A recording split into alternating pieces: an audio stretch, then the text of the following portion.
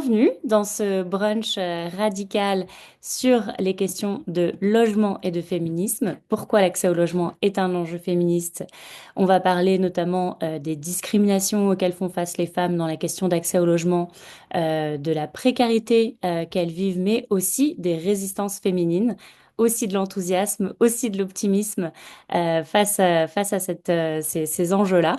Déjà pour me présenter, donc moi je suis Charlotte Mainviel, je suis co-secrétaire des écologistes au Royaume-Uni, je vis à Londres. Pour vous dire que ce brunch radical est organisé par Radicalement Vôtre. On est un collectif écoféministe, antiraciste, décolonial, accroissante au sein du parti Les Écologistes. On est ravis aujourd'hui de pouvoir accueillir deux super intervenantes. Mélodie Tonelli, qui est adjointe à la maire de Paris sur les questions de politique de la ville, et aussi Charlotte Cana, qui est en charge des questions de plaidoyer à l'association Angela Bay. Donc, merci beaucoup, beaucoup à toi de nous rejoindre. Et pour commencer, je voudrais d'abord me tourner vers toi, Mélodie, si tu peux peut-être nous en dire un peu plus sur le contexte un peu général, avant qu'on s'attaque vraiment à cette thématique plus féministe, mais aussi voilà, de la crise du logement et du contexte, notamment en France. On parlera aussi un peu plus de l'international parce que Angela est basée en Belgique et pourra aussi voilà, nous apporter un peu une perspective et des perspectives européennes d'alternatives. Mais voilà, pour nous dire un peu où on en est dans cette situation de la thématique du logement. Merci Charlotte et bonjour tout le monde. Oui, le sujet du logement, il est vraiment difficile en ce moment. Alors bon, ça fait déjà quelques années et pas qu'en France, hein. Je lisais un article hier qui montrait que un peu partout dans le monde, en particulier dans les grosses villes, il y avait des très grosses tensions sur le logement. Après là, en France, c'est vrai que et a fortiori en particulier à Paris, mais quand même d'une manière globale en France, on est dans une grosse crise du logement. J'ai lu aussi un article hier qui disait que c'était peut-être la plus grosse crise depuis 50 ans. On a une énorme embolie pour plein de raisons différentes. Bon, quand même, un contexte politique qui nous a pas du tout aidés. Depuis 2017, on a eu quand même 8 ministres du logement. Et on a même eu des moments où on n'avait pas de ministre du logement en France, donc forcément ça n'aide pas. Et même s'il y a eu 8 ministres différents, on ne peut pas dire qu'il y ait eu vraiment une politique qui permette d'aider dans le secteur. Et la conséquence, c'est que sur quelques années, tout s'est dégradé, tous les indicateurs sont dans le rouge. La construction s'est effondrée, il y a de plus en plus de demandeurs de logement social.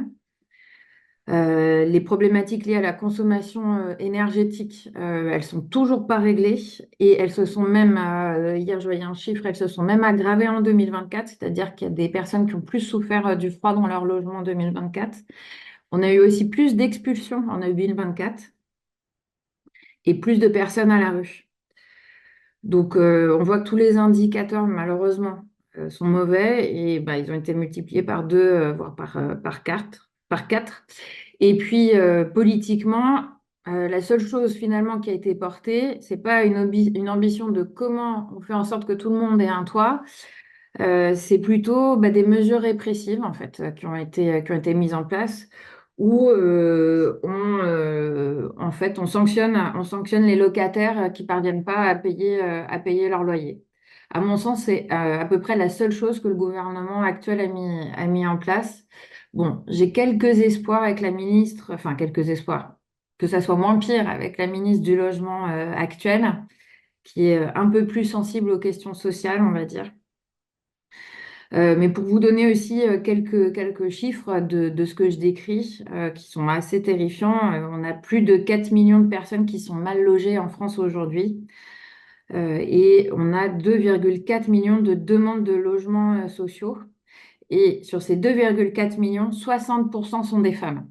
Donc on commence aussi à aller sur notre thématique plus particulière, l'angle qu'on voulait vous développer aujourd'hui, c'est que les questions du logement, elles sont difficiles pour beaucoup de personnes aujourd'hui, mais elles le sont encore plus pour les plus fragiles et encore plus pour les femmes. Et là, ce que je viens de dire en disant que 60% des demandeurs et demandeuses de logement sont des femmes, ça commence déjà à l'illustrer. Et plus particulièrement les femmes qui sont des mères isolées, qui sont encore plus exposées aux difficultés, aux expulsions et quand elles sont logées, au mal logement, et notamment au surpeuplement, mais pas que. Peut-être aussi dire que sur le contexte global, les prix des loyers en 20 ans, ils ont augmenté de 70%. C'est énorme. Et la problématique, c'est qu'en face, les salaires, ils ont pas augmenté de la même manière. C'est aussi ça, qui crée énormément de difficultés et ce qui fait que bah, aujourd'hui, le logement, c'est le premier poste de dépense, des ménages avec un taux d'effort. Enfin, ce qu'on appelle le taux d'effort, c'est la part du revenu qu'on consacre au logement qui est beaucoup plus élevé en général pour les femmes seules que pour les hommes. En plus de ça, j'avais envie aussi de vous partager sur ma première intervention le fait qu'il y a des discriminations locatives qui sont très fortes pour les femmes. Je vous parlais des familles monoparentales, qui est un sujet qui me tient à cœur et qui est un phénomène de société nationale, mais qui est très présent à Paris et encore plus en quartier populaire. Mais une famille monoparentale, elle est 2 fois plus exposée à la discrimination quand elle recherche un logement qu'une famille biparentale, enfin une famille où on est deux, parce que les propriétaires ont un préjugé sur les familles monoparentales. Ils pensent que elles vont pas payer leur loyer. Et du coup, ce qui se passe, c'est que les propriétaires, ben, ils privilégient les couples ou les hommes seuls, dont on pense, dont on pense qu'ils seront plus stables financièrement. Après, il y a autre chose aussi, c'est que concrètement, les écarts de salaire entre les hommes et les femmes, bah forcément, ça a un impact sur sa capacité aussi à se loger dans le privé. Et puis, on sait aussi, et ça aussi, c'est un impact de fait sur l'accès au logement, c'est que bah, les femmes, elles occupent plus des emplois précaires et des emplois à temps partiel. Donc, ça complique aussi l'accès au logement parce qu'on a l'air aussi moins fiable et en termes de garantie, quand on voit aujourd'hui ce qui est exigé par les propriétaires qui louent un logement, les propriétaires étant souvent des multipropriétaires ou des grands fonds, hein. On a très peu, les dernières données montrent qu'on a très peu de petits propriétaires avec des revenus moyens. Et je voulais dire aussi que, évidemment, comme sur beaucoup de sujets, si on met une femme racisée en situation de handicap ou LGBTQIA+, eh ben, c'est encore plus difficile. On est encore plus discriminé. C'est des obstacles en plus sur l'accès au logement. Et évidemment, quand on est une femme en situation irrégulière ou victime de violences conjugales, ou en plus dans ce cas précis, on est souvent obligé de quitter son logement sans avoir de solution, ben, on est encore plus vulnérable face à l'exclusion du marché locatif. Euh, Peut-être dire que quand même, il y a eu quelques éléments mis en place et je m'arrêterai là pour cette première intervention. C'est que, il y a eu une charte qui a été mise en place pour lutter contre les discriminations à la location. Elle a été signée en 2020 et elle implique les professionnels de l'immobilier. Il y a des campagnes de testing qui ont été mises en place pour identifier et puis sanctionner les discriminations quand elles sont avérées dans le secteur locatif. Mais le problème, bah, c'est comme sur beaucoup de sujets, on n'a pas assez de contrôle et les sanctions ne sont pas suffisantes pour que ça soit vraiment dissuasif. Donc aujourd'hui, on a des discriminations qui sont très fortes à l'égard des femmes pour l'accès au logement. Et puis quand on peut faire des procédures, bah, comme aussi sur beaucoup de sujets, bah, c'est très long. Et puis bon, bah, c'est pas vraiment accessible quand on est dans une situation précaire et on doit déjà concentrer toutes ses capacités à essayer de s'en sortir. voilà ce que j'avais envie de vous partager pour l'instant. Alors, bon, c'est pas très positif, hein, On mais va là, arriver sur du positif, voilà. des alternatives et des exemples qui nous donnent envie et de lutter ensemble sur cette thématique. Mais merci beaucoup, Mélodie. Je pense que c'est hyper intéressant de savoir qu'effectivement, s'il y a un contexte global de manque de logement, de précarité dans la société, mais qu'il y a aussi ces discriminations intersectionnelles et donc particulièrement qui touchent les femmes en particulier. Tu l'as évoqué, notamment le fait que les familles monoparentales sont particulièrement affectées.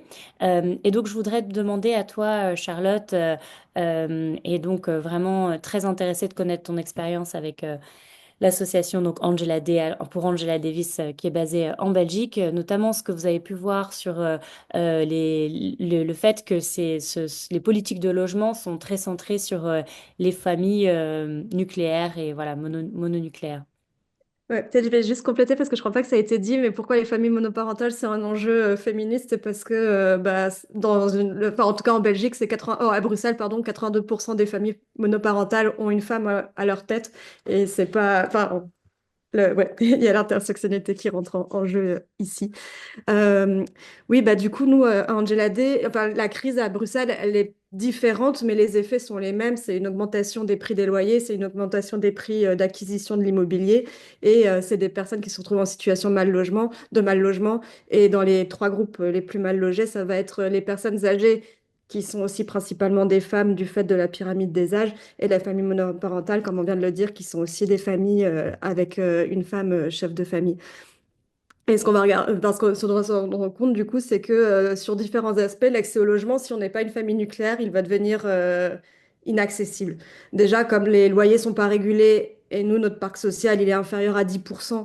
Donc, globalement, les loyers sont pas régulés et les coûts d'acquisition sont pas régulés non plus. Et il y a eu une flambée des prix. Ben, si on n'est pas deux adultes pour pouvoir payer le loyer ou pour pouvoir acquérir un bien, ben, déjà, on subit une première discrimination. Et après, plus spécifiquement sur les politiques de logement qui sont très centrées sur la famille et que nous, on va essayer de déconstruire, ça va se retrouver à plusieurs endroits. Ça va déjà se retrouver au niveau de l'attribution des logements sociaux, le peu de logements sociaux qu'on a. Si on est, si on n'est pas une famille, enfin, il va interdire l'accès à un certain nombre de personnes ou il va interdire il va interdire des solidarités à un certain nombre de personnes. Je vais illustrer. Par exemple, la taille du logement, elle doit être proportionnelle à la taille du ménage. Donc, si on est un couple de grands-parents et qu'on veut une chambre en plus pour pouvoir activer enfin, un couple de grands-parents ou juste un grand-parent isolé, si on veut avoir une chambre à plus pour pouvoir activer des solidarités intrafamiliales pour pouvoir éventuellement soulager ses petits-enfants, enfin, ses enfants en prenant en charge ses petits-enfants, ce n'est pas possible parce qu'on n'a pas accès à cette chambre en plus. Nous, dans notre travail, on voit que c'est souvent, enfin, les personnes qui sont concernées par ça, dans les personnes qu'on accompagne individuellement, ce sont souvent des grand-mères veuves avec des filles monoparentales. Donc ça pose une première question.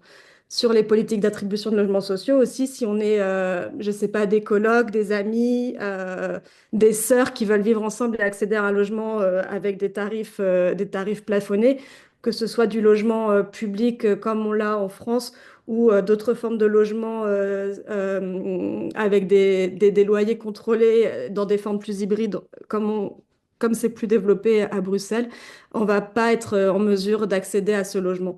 Les colocations solidaires, elles sont pas, elles n'existent pas le parc de logement avec des tarifs régulés. Ça pose aussi question.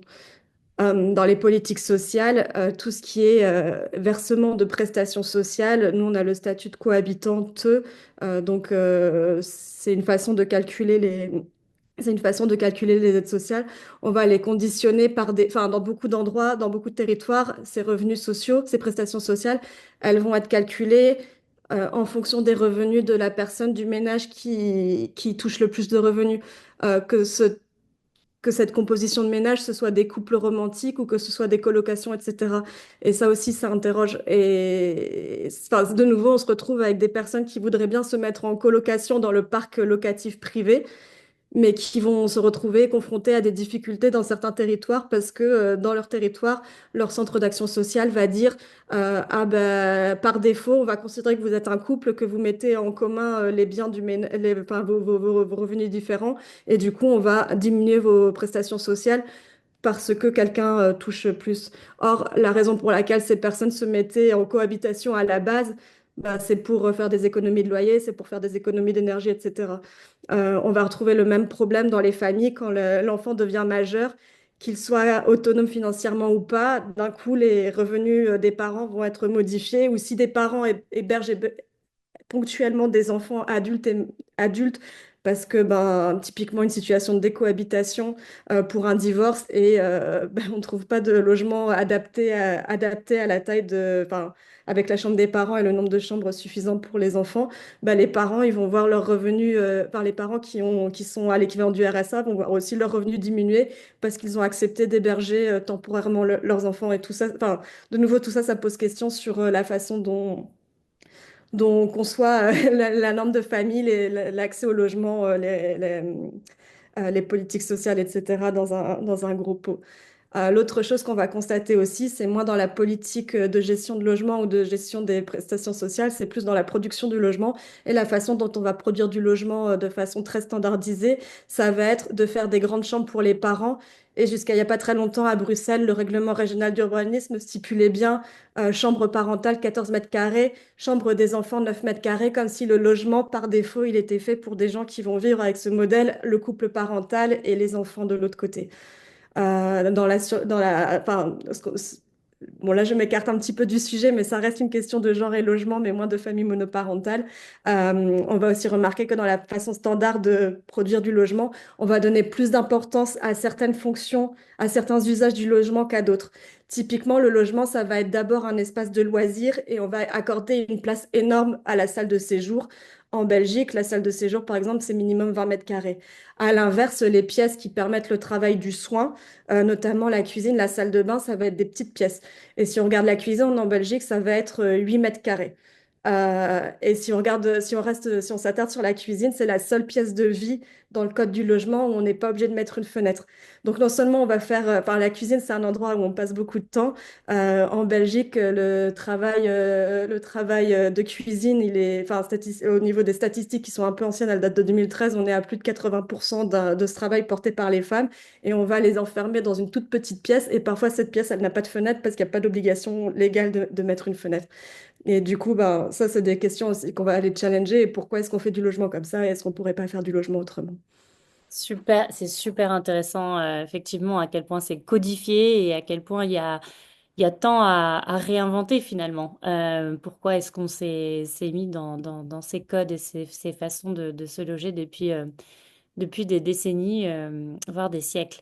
Mais Mélodie, est-ce que tu peux nous en dire un peu plus, toi, sur du coup les difficultés à Paris, en particulier pour les familles monoparentales?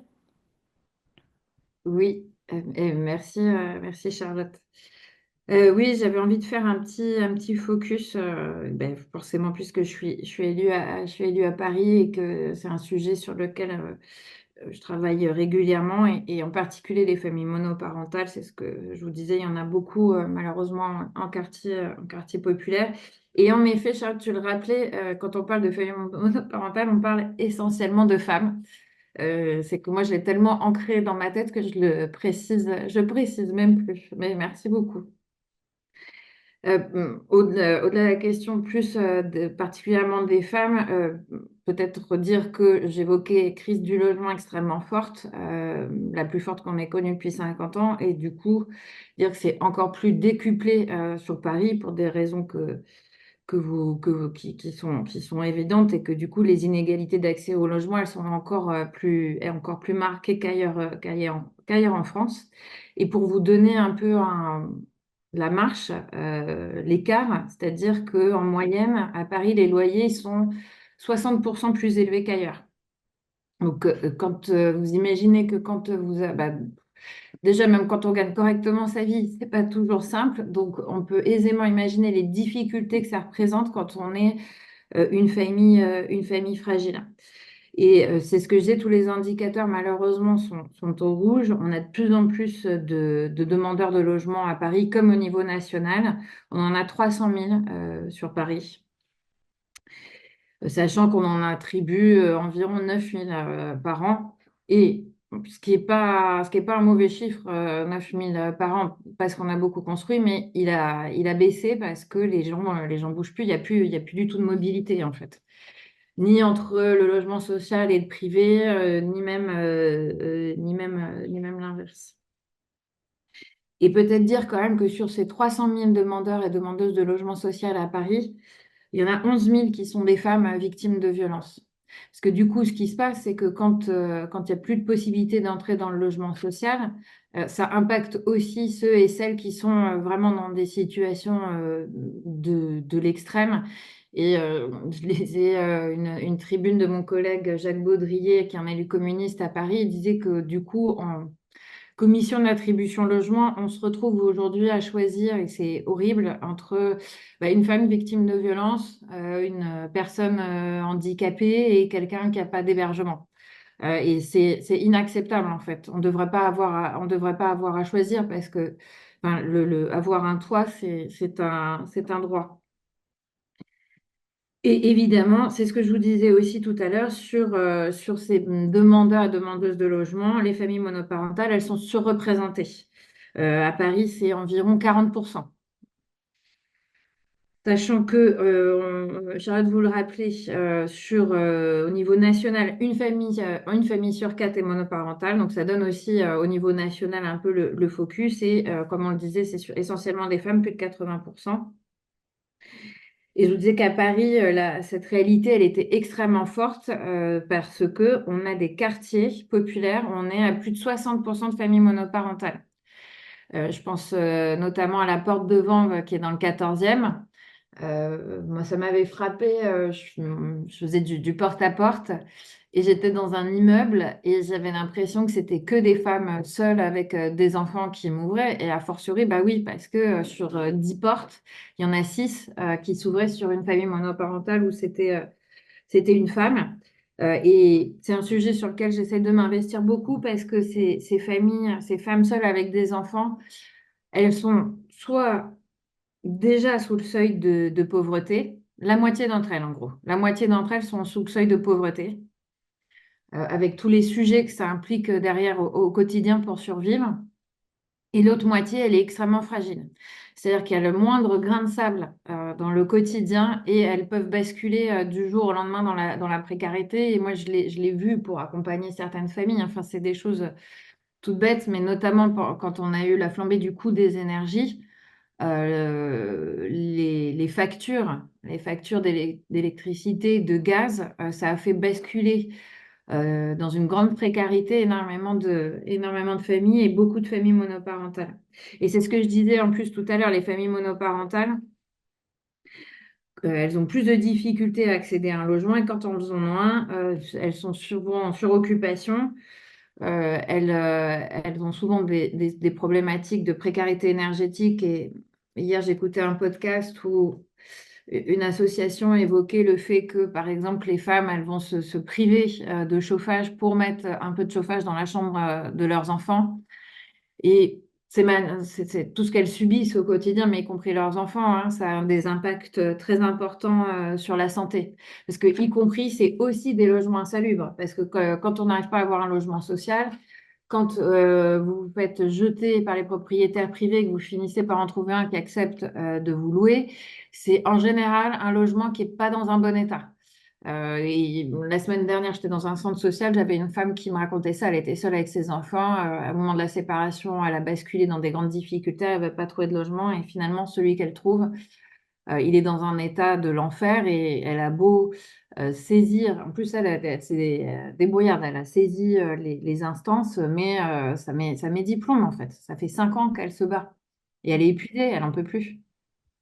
Ouais, mais donc je pense que c'est vrai qu'on voit à quel point il y a des discriminations individuelles que subissent les femmes et d'autant plus quand elles sont racisées, handicapées, victimes de violences et des discriminations et des dysfonctionnements, enfin un dysfonctionnement systémique au niveau de l'État en termes de manque d'investissement.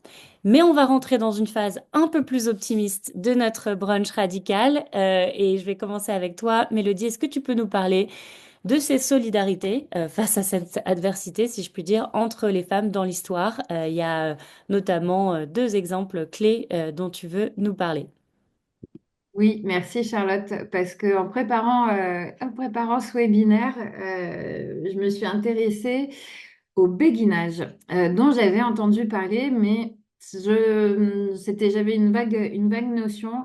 Et en fait, c'est vraiment un exemple incroyable, enfin moi que je trouve incroyable et que je trouve très enthousiasmant et rassurant aussi sur les capacités qu'on a en tant que femme à toujours essayer de trouver des solutions pour aller pour répondre à nos besoins, à nos envies d'indépendance, mais aussi de solidarité. Du coup, les béguinages, c'est un modèle de logement autogéré par les femmes. Il est apparu au XIIIe siècle, en France et en Flandre. Donc, ceci explique cela. Et du coup, ces communautés de béguines, elles accueillent des femmes qui ne voulaient pas se marier ou qui n'avaient pas envie forcément de la vie monastique, hein, voilà, elles avaient aussi envie peut-être d'autres choses dans leur vie. Et du coup, elles vivaient bah, dans ces communautés autogérées et qui étaient bah, en dehors du contrôle masculin. Et pour moi, c'est vraiment précurseur sur les questions bah, de féministes et de solidarité.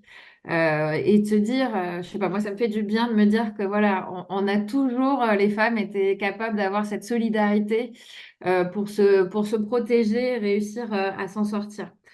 Et c'était, voilà, les béguinages, c'était vraiment une alternative qui était inédite bah, dans une société qui, quand même, à l'époque du Moyen Âge, était profondément patriarcale, hein. Et quand même, comme je le disais, on n'avait pas trop d'options entre se marier ou entrer en religion.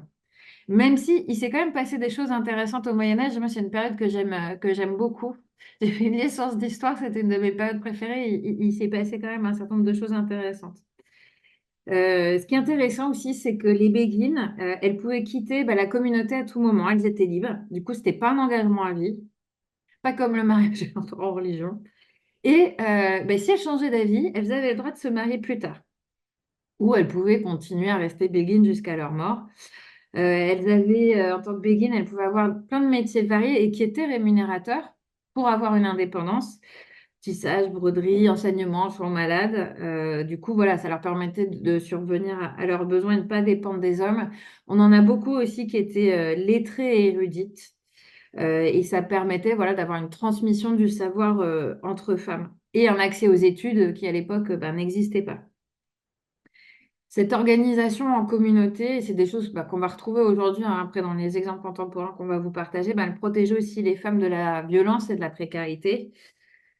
C'est les béguinages, bah, ça accueillait des veuves, des orphelines et puis ou des femmes qui étaient rejetées par la société de l'époque. On peut assez imaginer de quel profil je parle.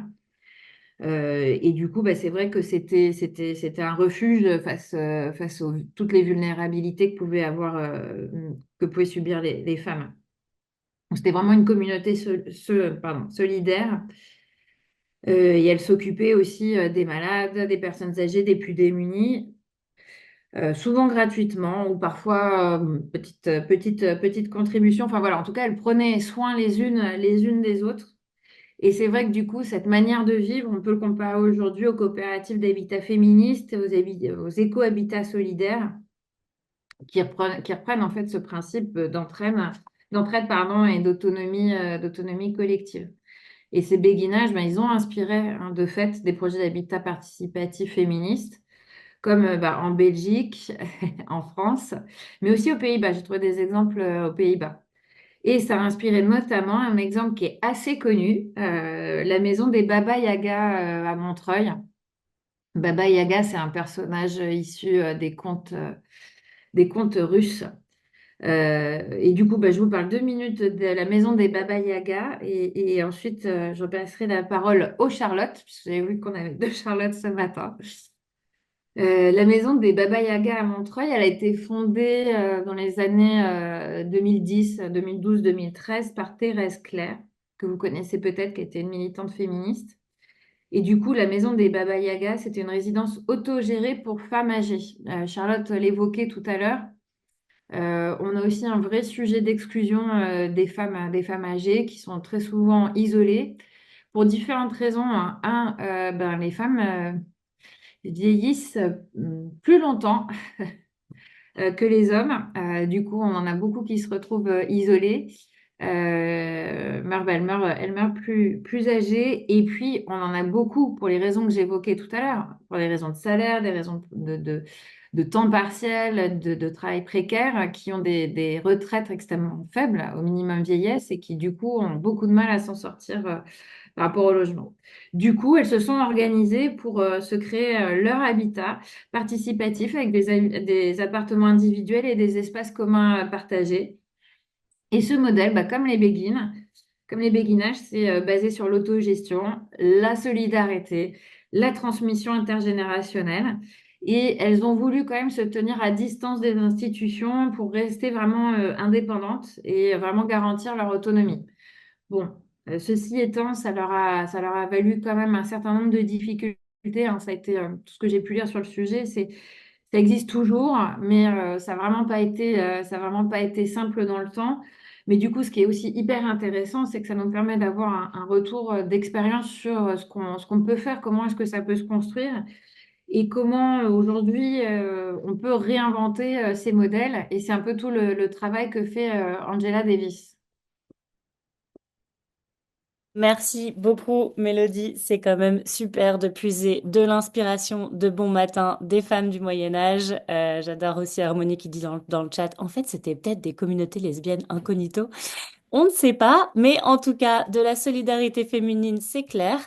Et effectivement, c'est vrai que je sais que aussi cet autre exemple dont tu nous as parlé des Baba Yaga a été confrontée à beaucoup de difficultés, le fait qu'elle voulait être autonome et ça leur a été un peu retiré avec, voilà, disons une interférence un peu aussi de la ville dans tout ça. Mais bon, je repasse la parole à Charlotte pour nous parler de comment s'auto-organiser notamment et tu vas nous parler aussi d'exemples concrets voilà, que vous mettez en place avec l'association.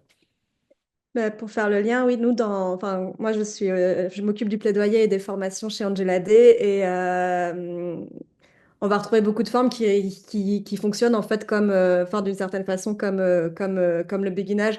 Et plutôt que de dire ça, c'est des modèles minoritaires qu'on va repopulariser, on se demande plutôt le modèle de la famille nucléaire qui vit dans des unités individuelles et quasiment autonomes. Bah, finalement, c'est ça qui est temporaire et il y a eu plein de formes de vivre ensemble qui étaient plus communautaires, qui étaient plus collectives. Et ce modèle-là, il est apparu finalement assez récemment et peut-être qu'il ne durera pas. Voilà. Euh, Comment s'organiser? Bah, déjà, peut-être rappeler qu'il y a des outils qui. Enfin, donc, Angela Day a été fondée en 2018 dans un contexte de choses qui existaient déjà. Bah, déjà, tous ces habitats communautaires, tous ces habitats, enfin, les béguines au 19e siècle, les suffragettes ont aussi beaucoup travaillé sur la question du logement, ont proposé d'autres formes d'habitat. Donc, il y a toute cette tradition d'exemples qui existe. Il y a aussi tout ce qui est le droit des coopératives d'habitat qui est beaucoup plus développé en France qu'en Belgique. Donc ça, c'est aussi important de le mentionner, mais on s'inscrit là-dedans. Il y a aussi tous les outils de Community Land Trust, donc de retirer le foncier, de retirer le foncier, enfin de séparer le foncier et le bien qui est construit dessus et les gens qui l'occupent à l'intérieur. Et donc à Bruxelles, cette chose de Community Land Trust, elle est portée par le Community Land Trust Brussels, qui a été créé il y a une dizaine d'années et qui a été un des partenaires principaux dans le projet que je vais développer tout de suite. Donc comment s'auto-organiser? Nous, ce qu'on voit aussi, bah, du coup, ce qu'on voit, c'est qu'il y a beaucoup d'initiatives qui existent à des échelles individuelles, enfin pas des échelles individuelles, mais qui sont portées par des groupes d'habitants à Barcelone, qui est très concernée par la gentrification et l'explosion des prix du logement, on va retrouver beaucoup d'habitats assez exemplaires. À Vienne, on va trouver une autre approche. Enfin, du coup, à Barcelone, on va trouver beaucoup ce modèle de Community Land Trust. À Vienne, on va trouver d'autres approches de partenariat avec le bailleur social de la ville, sachant que Vienne est une ville, je crois, à 60% en locatif public.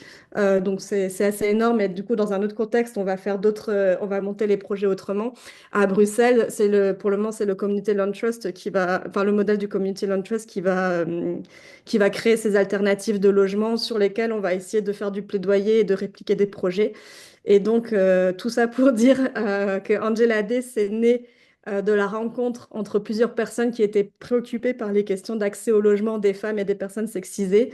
Et l'ASBL, qui a d'abord été un mouvement informel, l'ASBL, donc l'association, elle a formellement pris existence en 2018 au moment où on a lancé le projet Calico. Le projet Calico, bah déjà Calico, ça veut dire Care and Living in Community, donc vivre dans le soin et la communauté. Je ne sais jamais très bien le traduire en français, on n'a jamais fait cet effort de trouver une traduction officielle. Euh, Calico, c'est un projet de 34 logements avec un modèle du coup Community Land Trust, donc il y a un bail amphithéotique. Le CLTB est propriétaire du foncier et des murs. Et le bâtiment est divisé en trois. Et il y a grosso modo trois associations qui sont locataires sur une très longue période avec un système de bail amphithéotique des 34 logements. Donc, grosso modo, chaque association a une dizaine de logements sur une période de 80 ans, si je ne me trompe pas. Euh, Dans cette forme d'habitat, il y avait un aspect très important accordé à l'accessibilité du logement et on va avoir de l'acquisitif euh, en mode, euh, en mode régulé. On va avoir une petite dizaine de logements en acquisitif social, donc pour des ménages très précaires à qui on va proposer d'accéder à la propriété, mais c'est une propriété en format bail amphithéotique, donc on est propriétaire sur une période limitée, je crois que c'est 30 ou 50 ans. À l'issue de cette période, il y a la possibilité de rester dans le logement ou de le revendre. Et si on le revend, c'est des prix à la revente qui sont contrôlés et qui sont régulés. Il y a aussi la possibilité de partir avant. Et là, pareil, c'est prix à la revente enfin, selon une formule mathématique et de nouveau des prix très calculés. Donc, un prix à la revente qui ne va pas du tout suivre les courbes de l'augmentation des prix sur le marché acquisitif classique. On a aussi des logements sociaux, donc une vingtaine de logements sociaux qui sont portés par deux associations, l'ASBL Passage qui va travailler sur la naissance et la mourance et Angela Day qui va travailler sur, enfin, sur les solidarités intergénérationnelles et les questions de genre et l'accès au logement par des femmes. Hum, Ce projet, il a été rendu possible parce qu'il y a eu un financement exceptionnel au niveau européen du Urban Actions Initiative, qui a permis d'acheter le foncier, qui a permis d'acheter le bâtiment. On n'a pas construit, on a racheté le bâtiment d'une opération de promotion immobilière qui avait été abandonnée. Et il a aussi permis de financer une partie de l'accompagnement des futurs habitantes dans le projet Angela Day. La question de genre, elle se retrouve au niveau du projet d'habitat d'Angela Day, de donner accès, enfin d'intégrer la dimension de genre dans l'attribution des logements et dans la gestion des logements. Les habitantes d'Angela Day ont fait une charte ensemble pour gérer la question de l'attribution des logements en disant bah, déjà, enfin, ça ne peut pas être loué à un homme seul en disant c'est forcément la femme qui signe le bail. S'il y avait un couple hétérosexuel, c'est forcément la femme qui signe le bail. En réservant une partie des logements aux personnes de plus de 50 ans pour favoriser l'accès à un logement autonome et digne aux personnes les plus âgées, sachant qu'il n'y a pas non plus de mobilité résidentielle à Bruxelles, donc c'est difficile d'accéder à enfin, plus on est âgé, plus c'est difficile d'accéder à un logement. C'est pour ça que la barre, elle a été mise à 50 ans. On parle du coup de personnes qui sont encore actives. Donc ça, c'est pour les logements Angela Day. Après, pour l'ensemble des 34 logements, l'ensemble des habitants dans la procédure d'accompagnement ont été accompagnés et formés aux questions de genre dans les dynamiques de groupe, dans la prise de parole. Il y a eu des groupes en mixité et des groupes en non-mixité pour justement encourager la prise de parole des femmes, enfin empouvoirer les femmes à prendre la parole, à participer au processus de décision, sachant que dans des problématiques enfin, dans des dynamiques de groupe, c'est souvent les personnes qui parlent le moins.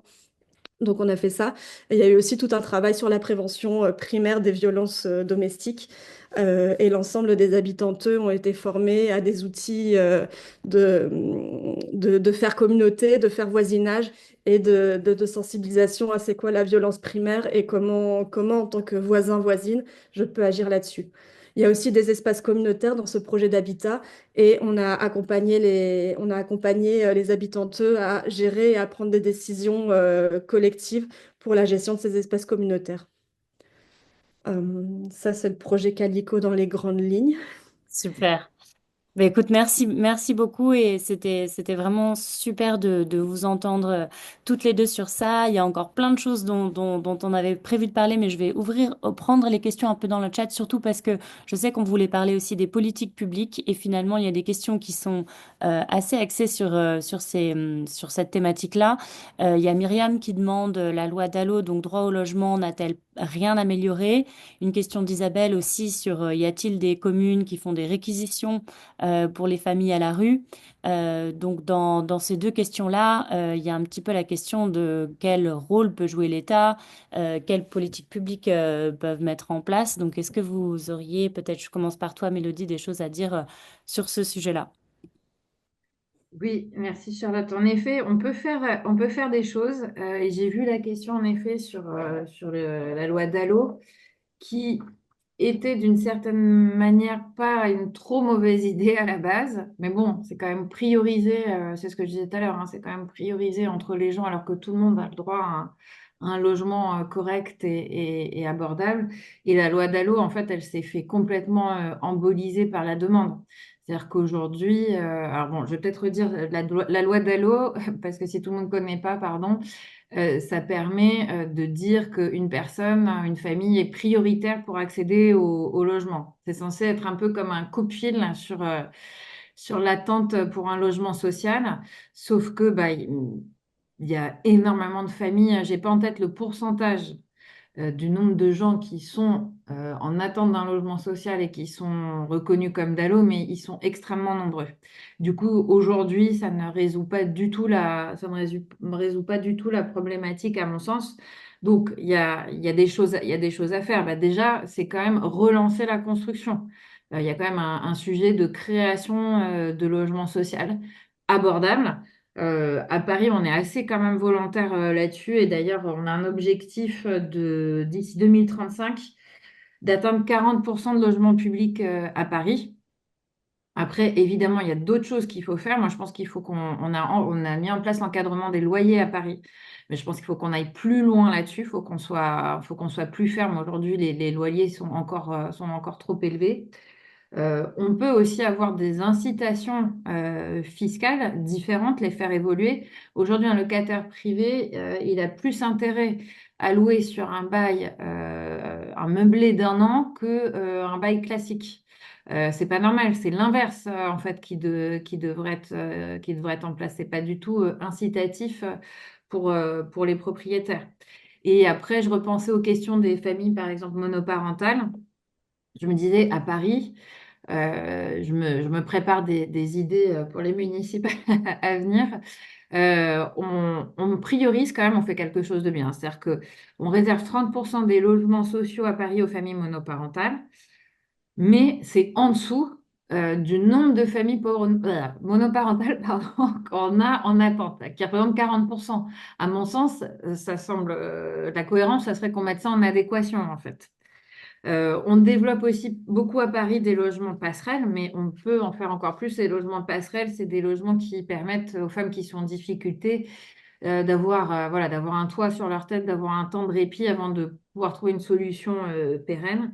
Et peut-être quand même vous dire aussi un exemple que j'aime bien, même s'il ne solutionne pas tout, mais comme quoi on peut trouver des solutions. Parfois celles qui sont sous notre nez, c'est qu'à Paris, à la ville de Paris, on a mis en place une halte pour les femmes sans abri à l'hôtel de ville, dans l'hôtel de ville.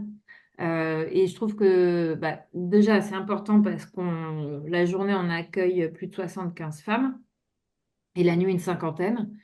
Et ben, en fait, ça montre qu'on peut le faire partout, en fait. Et du coup, c'est pour ça que j'aime bien cet exemple. Et puis sinon aussi, j'avais réfléchi en préparant ce webinaire ce matin.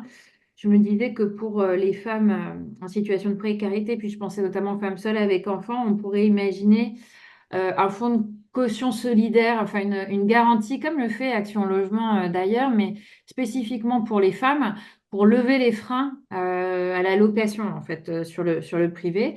Et puis on pourrait quand même imaginer, mais bon, c'est pas le gouvernement actuel qui va nous le faire puisque lui il a baissé les APL, mais on pourrait imaginer d'avoir des APL plus importants, enfin en cohérence aussi avec les publics et avoir une bonification pour les femmes vulnérables ou les femmes en situation plus précaire ou en temps partiel subi. Bon, j'ai encore d'autres idées. Je vais Je peut-être laisse laisser la la Charlotte. place à Charlotte, donc justement sur ces deux questions-là qui ont été posées, et donc qui relèvent voilà, qu'est-ce qui peut être fait sur le législatif et les politiques publiques. Bah, moi, je rejoins tout ce qui a été dit. Je poursuivrai en me disant, bah, déjà, il faut aussi produire de l'information sur le genre, enfin sur les questions de genre et de logement. Je sais pas comment c'est en France, mais je suppose que produire des informations sur le genre, c'est pas toujours évident. Nous, en Belgique, c'est produire des informations et sur le logement et sur le genre. Enfin, sur le genre, ça devrait être facile parce qu'on a un dispositif légal qui dit que le genre doit être intégré dans les politiques publiques depuis 2012. Donc ça aide à intégrer la dimension de genre. Par contre, on a très peu de données sur le logement et ça pose question. Dans des choses qui sont aussi assez simples à mettre en place et peu coûteuses, voire pas du tout coûteuses, surtout dans le contexte parisien où il y a quand même beaucoup d'offices publics de l'habitat, de bailleurs sociaux publics, des administrations publiques qui vont gérer le logement. C'est imposer aux bailleurs sociaux que systématiquement la femme, elle signe le contrat de bail parce que la famille monoparentale, ça survient au moment de la décohabitation.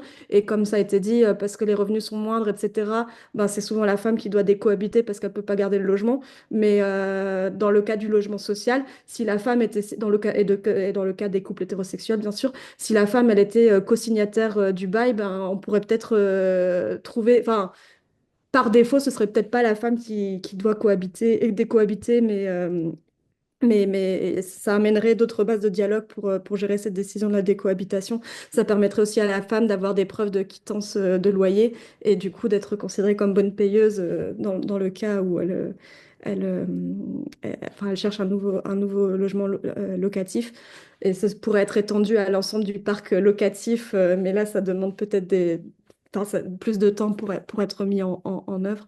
Dans les autres choses, il y a aussi, enfin, dans le cas spécifique des violences conjugales ou des violences intrafamiliales, c'est travailler à l'autonomie financière et bancaire de la personne qui subit les violences, lui donner la possibilité d'accéder à un compte en banque complètement anonymisé avec une adresse qui ne soit pas celle du domicile, avec aussi un accès à une carte, enfin, c'est ce qui est fait par le CIC depuis cette année, enfin depuis 2024, la possibilité de faire adresser son compte en banque dans une association féministe partenaire et la possibilité d'avoir très très vite accès à une carte de retrait au moment où le compte est créé. Et ça, c'est le premier pas en fait pour pouvoir, enfin, c'est la condition essentielle pour pouvoir ensuite envisager la décohabitation.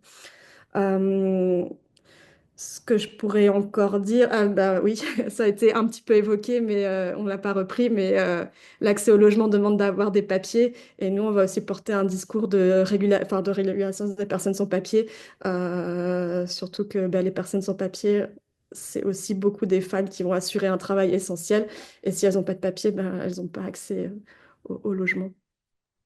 Merci beaucoup, Charlotte. Je rajouterai aussi juste un commentaire qui est fait par donc Harmonie Le Cerf-Meunier, qui est aussi maire adjointe sur les questions de solidarité, de social à Bordeaux, et qui dit c'est vrai que les maires n'ont pas les moyens de faire tout ça à la place de l'État, qui en a la compétence.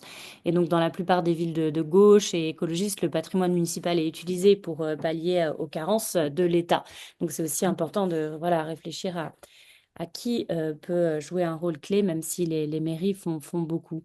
Une question aussi de Michael qui nous parle, donc il y a le livre d'Alice Rebaud qui prend d'ailleurs cet exemple des Baba Yaga, qui s'appelle Nos puissantes amitiés et qui parle donc de penser l'amitié comme vecteur d'organisation, de tissu de nos vies.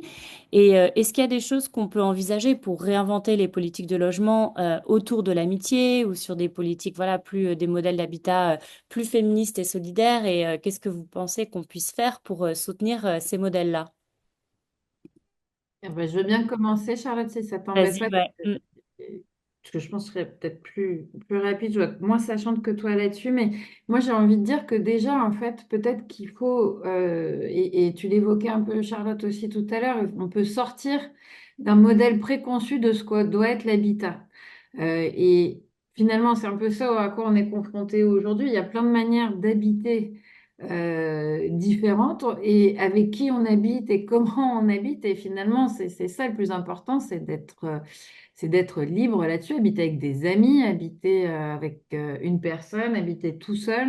Et je pense que l'enjeu, c'est de réussir à aller vers des habitats qui soient modulables, en fait, qui puissent évoluer facilement en fonction des besoins, mais y compris, je pense à des trucs aussi qui ont beaucoup évolué ces dernières années, le télétravail, en fait.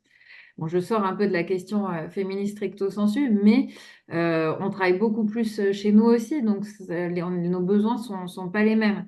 Donc finalement, pour moi, c'est un peu ça aussi. Et puis, je pense que c'est important de tester différentes choses aussi, parce que c'est comme ça qu'on se rend compte de ce qui fonctionne ou pas, et puis d'avoir différentes solutions qui sont proposées. Et ça, c'est la question aussi qui était posée. Comment faire quand les cadres légaux sont pas adaptés? Bah, faut les faire évoluer. On peut. C'est à ça que s'attellent aussi nos députés. Bon, on voit quand même qu'on arrive à faire des choses, mais c'est vrai très difficilement. Mais du coup, on peut faire évoluer les choses, on peut mettre en place un statut juridique spécifique pour les coopératives d'habitat féministe. On peut, nous, au niveau des municipalités aussi, peut-être travailler sur les plans d'urbanisme pour créer des opportunités pour ces habitats. On pourrait imaginer la création d'un fonds de soutien aussi pour financer, parce qu'après, c'est aussi ça la problématique. Pardon. Donc, à mon sens, on peut faire des choses et qui ne sont pas inatteignables, parce que c'est aussi beaucoup ce qu'on dit en ce moment, les enjeux budgétaires, etc. Et c'est normal. Et y compris en tant qu'élu, je suis responsable de la bonne gestion des deniers publics, donc je suis en responsabilité par rapport à ça, mais ça ne veut pas dire que on peut pas transformer, on ne peut pas trouver un chemin pour rendre les choses possibles. Et c'est aussi pour ça, je pense qu'on fait de la politique et qu'on est là ce matin. Et juste, j'en profite pour dire que sur les autres sujets, puisqu'il y a aussi la discrimination à la location, on a quand même des lois qui existent, hein. Je parlais d'une charte tout à l'heure, mais enfin, on a quand même des lois qui interdisent la discrimination. Donc, à un moment donné, c'est aussi faire appliquer nos lois, faire plus de testing, faire des sanctions plus importantes et aussi rendre plus facilement possible le fait de porter plainte. Alors que ce soit sur ce sujet ou sur d'autres. Voilà, je m'arrête là pour laisser la parole à Charlotte. Oui, Bah, Charlotte, je vas-y. vais compléter rapidement. Il y a aussi tout l'enjeu de transmission, faire savoir que les Béguines, ça existait, qu'elles avaient un mode d'organisation particulier, c'est important. Faire savoir qu'il y a eu d'autres modèles qui se sont développés et qu'aujourd'hui, il y a plein de projets super qui se font. Enfin, nous, c'est aussi tout notre travail de sensibilisation et de transmission, enfin, de montrer les exemples qui fonctionnent ailleurs. Euh, Là où on va aussi intervenir, enfin, du coup, c'est pas forcément penser l'amitié, c'est aussi penser le logement, comment faire un logement féministe. Là, nous, on va aussi intervenir en plus des politiques sociales, en plus des politiques d'attribution. On va aussi faire des recommandations et de l'accompagnement auprès des gens qui vont, enfin, des organisations qui vont lancer des commandes de marché pour intégrer la dimension du genre à différentes échelles, déjà dans la composition des équipes et dans la sélection des projets. Est-ce que l'équipe, enfin, c'est quoi la parité homme-femme dans les équipes qui vont répondre, aussi bien au niveau des architectes qu'au niveau des sous-traitants, eux. Et ça permet aussi de visibiliser. Il n'est pas question de dire si vous n'avez pas la parité, on ne vous prend pas, mais c'est forcer les équipes qui vont répondre, les équipes extérieures du marché privé à se poser la question du genre. On va poser la question du genre au niveau de l'aménagement des logements, au niveau des projets de rénovation de tours de logements, etc. Comment le genre va être pris en compte dans la nouvelle occupation de l'espace. Nous, enfin, du coup, on va faire toute une série de recommandations pour modifier le règlement d'urbanisme et aussi pour donner aux maîtrises d'ouvrage des clés féministes pour proposer et participer au dessin de plans. Par exemple, faire des plans neutres avec des pièces qui font toute la même surface pour donner autant d'importance au travail reproductif qu'au loisir. Pour inciter à créer des espaces communautaires, pour inciter à aller chercher des leviers de transformation sociale à l'intérieur de l'architecture de l'immeuble. Par exemple, on va accorder une très grande importance à tout ce qui va être la thématique des paliers, à la thématique de la coveillance. Comment est-ce que Enfin, qu'est-ce que je vois depuis mon logement ou depuis l'endroit où je suis dans l'immeuble, avec l'enjeu de bah, vue et être vue, ça permet bah, typiquement à une famille monoparentale, à la mère peut-être de cuisiner pendant que les enfants sont en train de jouer dans le parc ou dans un dispositif de convivialité ou de prévention des violences, aux voisins voisines d'avoir une plus grande vue circulaire. Enfin, du coup, on va parler par exemple d'architecture en patio et de choses comme ça.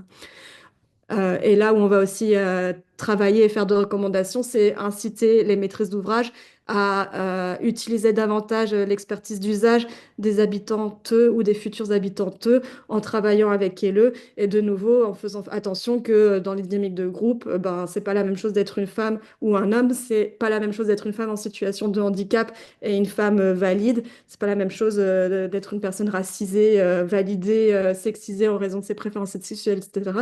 Et du coup, aussi intégrer toutes ces dimensions-là dans l'accompagnement pour reboucler avec ce qui avait été dit précédemment en début de webinaire. Merci beaucoup, beaucoup à vous deux. Je ne sais pas si Mélodie et Charlotte voulaient nous dire quelques mots brièvement de conclusion pour nous offrir une perspective sur ce sujet et puis on va clôturer. Et oui, très rapide, merci Charlotte. Alors, on l'a dit, on l'a partagé, la situation, elle est difficile, mais on a aussi partagé qu'il y avait plein de perspectives possibles et des solutions pour lutter contre les discriminations locatives, permettre un accès plus rapide aux logements sociaux, soutenir les habitats féministes et solidaires. Et au final, parce que c'est ça l'objectif, c'est faire en sorte que l'accès au logement, que le logement soit un droit réel et accessible eh bien, à toutes les femmes. Et je pense que, en tout cas, moi, c'est ce que je porte en tant qu'élue écologiste et y compris au sein de Radicalement Vôtre, c'est qu'on porte des politiques publiques qui prennent en compte les inégalités structurelles euh, qui touchent les femmes, mais aussi toutes les minorités, et de mettre en place les leviers nécessaires pour que ça n'existe plus demain. C'est possible. Merci. Et Charlotte, à toi. Bah, très court, les idées, les projets sont là. Il y a des outils qui existent, qui sont perfectibles, mais qui sont là aussi. Et ce qui manque, c'est le financement. Et Ouais. des financements idéalement structurels. Complètement, des financements flexibles, structurels et innovants pour penser les choses différemment. Je vous ai mis dans le chat pour en savoir plus sur le collectif Radicalement Vôtre, donc notre courant au sein des écologistes, et puis aussi sur l'association Angela Day. N'hésitez pas à suivre le travail formidable qu'elles font et on aimerait bien voir d'autres associations comme ça en France, en Royaume-Uni où je suis et un peu partout. Donc voilà, mais merci beaucoup pour tout ça en ce samedi matin. Ça donne envie de se mobiliser et de lutter pour penser le logement différemment. Ce webinaire a été enregistré, donc on pourra aussi vous le rediffuser. Merci beaucoup à tous et à toutes et très très bonne journée. À bientôt. Merci beaucoup et Au revoir. merci de vos questions et partages. À bientôt. Au revoir.